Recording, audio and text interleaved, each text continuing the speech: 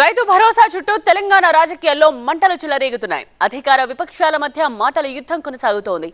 ఆర్థిక సాయంతో రైతుకు భరోసా కల్పిస్తున్నామని ప్రభుత్వ వర్గాలు వాదిస్తున్నాయి. అయితే ఈ ప్రభుత్వం దోఖాలకు కేరాఫ్ గా మారిందని విపక్షాలు మండిపడుతున్నాయి.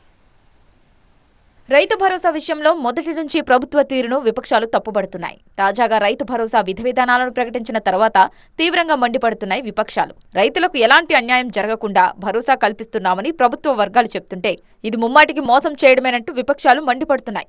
ఎన్నికల్లో ఇచ్చిన హామీ ఏంటి, ఇప్పుడు చేస్తున్నదేంటి అని నిలదీస్తున్నాయి. గత ప్రభుత్వం ఎకరాకు 10,000 మాత్రమే ఇచ్చింది. ఈ ప్రభుత్వంలో రైతు భరోసా కింద ఎకరాకు 12,000 రూపాయలు ఇస్తామని సీఎం రేవంత్ ప్రకటించారు. ఇక భూమి లేని వ్యవసాయ కూలీలకు ఏడాదికి 12,000 రూపాయలు ఇవ్వాలని ప్రభుత్వం నిర్ణయించింది. జనవరి 26 నుంచి ఈ రెండు పథకాలను అమలు చేస్తామని ఆయన అన్నారు. మా ప్రభుత్వం ప్రజాపాలనలో రైతులందరికీ సంవత్సరానికి 12,000 రూపాయలు ఇవ్వాలని నిర్ణయం తీసుకున్నది.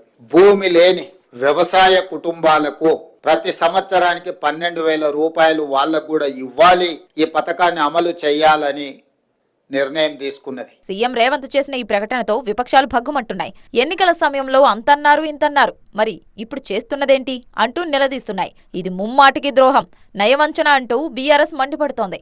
ఎకరానికి 15,000 ఇస్తామని హామీ ఇచ్చి ఇప్పుడు 12,000 ఇస్తాం, పండగ చేసుకోమంటున్నారు.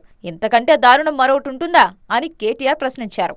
ప్రతి ఎకరాకు 15,000 రూపాయలు ఇవ్వాల్సిందేనని డిమాండ్ చేశారు. 15,000 ఇస్తానంటివి, ఇవాళ 12,000కు సరిపడి మళ్ళీ అదేదో గొప్ప విషయంలాగా చెప్పుకుంటే సిగ్గనిపిస్తలేదా నీకని అడుగుతా ఉన్నాను.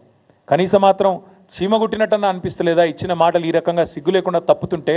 కాంగ్రెస్ అంటేనే మోసం, దగ. కేబినెట్ నిర్ణయాలతో అది మరోసారి నిజమైందని కేటీఆర్ అన్నారు. కాంగ్రెస్ ప్రభుత్వం ఇంత మోసం చేస్తుంటే రాహుల్ గాంధీ ఎక్కడో ఉన్నారని కేటీఆర్ నిలదీశారు. రైతులకు రాహుల్, రేవంత్ రెడ్డి క్షమాపణ చెప్పాలని డిమాండ్ చేశారు. ఇక బీజేపీ సైతం అదే స్థాయిలో మండిపడుతోంది.